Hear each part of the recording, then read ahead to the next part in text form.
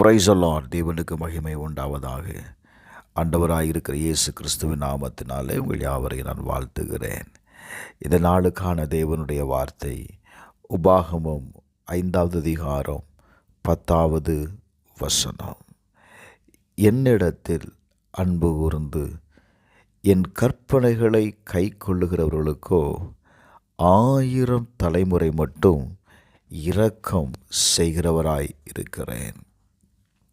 எனக்கு அன்பானவர்களே, இந்த கால வேளையில் கர்த்தருடைய வார்த்தை சொல்லுகிறது, நான் உனக்கு இரக்கம் செய்வேன்.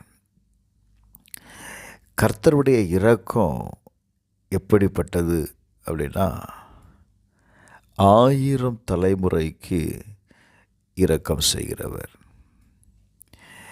இந்த இரக்கத்தை நாம் பெற்றுக்கொள்வதற்கு நாம் என்ன செய்ய வேண்டும்? உபாகமம் 6:5 சொல்லுகிறது, நீ உன் தேவனாகிய கர்த்தரிடத்தில் முழு இருதயத்தோடும் முழு ஆத்துமாவோடும் முழு பலத்தோடும் அன்பு கூறுவாயாக என்று எழுதப்பட்டிருக்கிறது. உபாகமம் 10வது அதிகாரம் 12வது வசனம் சொல்லுகிறது, அவரிடத்தில் அன்பு கூர்ந்து உன் முழு இருதயத்தோடும் உன் முழு ஆத்துமாவோடும் உன் தேவனாகிய கர்த்தரையே சேவித்து என்று எழுதப்பட்டிருக்கிறது. Glory to God. நாம் அவரில் அன்பு கூர்ந்து அவரை மட்டும் நாம் சேமிக்கிறவராய் இருப்போம் அப்படின்னா, தேவன் சொல்லுகிறார், நான் 1000 தலைமுறைக்கு நான் இரக்கம் செய்கிறவராயிருக்கிறேன். எங்க ரோமர் 8வது அதிகாரம் 28வது வசனத்தை வாசித்தீங்கன்னா, அவருடைய தீர்மானத்தின்படி அழைக்கப்பட்டவர்களாய் தேவனிடத்தில் அன்பு கூறுகிறவர்களுக்கு சகலமும் நன்மைக்கு ஏதுவாய் நடக்கிறது என்று அறிந்திருக்கிறோம். வேதம் சொல்லுகிறது, சகலமும் நம்ம வாழ்க்கையில் நன்மைக்கு ஏதுவாய் நடக்கும். பாருங்க, நாம் நன்மையை பெற்றுக்கொள்ளும்படி, நாம் தேவனுடைய நன்மையை பெற்று வாழ்வதற்காக தாங்க நாம் அழைக்கப்பட்டிருக்கிறோம்.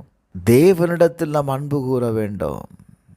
உண்மையான தேவனிடத்தில் அன்பு கூறுகிற ஒவ்வொருவருமே, வேதம் சொல்லுகிறது, 1 யோவான் 5வது அதிகாரம் 2வது வசனத்தை வாசித்து பாருங்க, நாம் தேவனிடத்தில் அன்பு கூர்ந்து அவருடைய கற்பனைகளை கை கொள்ளும்போது நாம் தேவனுடைய பிள்ளைகளிடத்தில் அன்பு கூறுகிறோம் என்று அறிந்து கொள்ளுகிறோம். தேங்க்யூலா. அப்போ தேவனிடத்தில் அன்பு கூறுகிறதுனா என்ன? வெறும் வார்த்தையினால் நான் தேவனிடத்தில் அன்பு கூறுகிறேன் என்று சொல்லுகிறது அல்ல. தேவனிடத்தில் அன்பு கூறுகிற ஒவ்வொருவரும், தேங்க்யூலா, அவருடைய கற்பனைகளை அவருடைய உபதேசத்தை நாம் கை கொள்ளணும். அவருடைய வார்த்தையின்படி நான் நடக்கணும். அப்போ தேவனிடத்தில் அன்பாய் இருக்கிற எவனோ என்ன செய்யணும் அப்படின்னா, காண்கிற சகோதரனிடத்தில் அன்பு செலுத்தணும். அப்போதான் காணாத தேவனிடத்தில் உங்களால் அன்பு செலுத்த முடியும். நீங்கள் தேவனிடத்தில் அன்பு செலுத்தி பாருங்கள், உங்களுக்குள்ளே இருந்து தேவனுடைய அன்பு வெளிப்படட்டும். தேவனுடைய அன்பு உங்களுக்குள்ளேருந்து வெளிப்படும்போது கர்த்தர் உங்கள் வாழ்க்கையில் சகல நன்மையும் பெற்றுக்கொள்வதற்கு அவருடைய இரக்கம் உங்களுக்கு போதுமானதாக இருக்கும். செவிப்போமா? பரலோக பிதாவே, இந்த காலவேளையில் உம்மை நோக்கி கூப்பிடுகிற ஒவ்வொருவருக்காக நான் செபிக்கிறேன்ப்பா. அவங்க வாழ்க்கையில் தேவனுடைய அன்பை பெற்றுக்கொண்டு அவங்க செய்கிற சகலவற்றிலும் நன்மையை பெற்றுக்கொள்ள உதவி செய்யும்.